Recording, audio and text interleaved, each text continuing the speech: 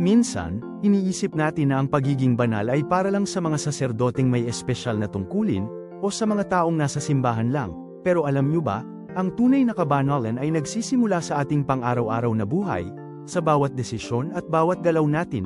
Ang aklat ng Levitiko ay puno ng mga tagubilin kung paano tayo mamumuhay ng may paggalang sa Diyos. Hindi ito tungkol sa parusa, kundi sa pag-ibig na nagtuturo sa atin, tulad ng sinasabi sa Levitiko Kapitulo 15:31. Sa ganitong paraan, ihihiwalay ninyo ang mga Israelita sa kanilang karumihan. Ito ay paalala ng Diyos na alagaan ang ating kaluluwa at katawan.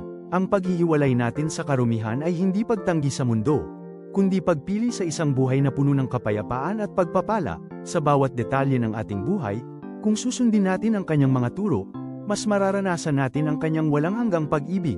Ito ang susi sa isang tunay na mayaman at banal na buhay na kaloob niya.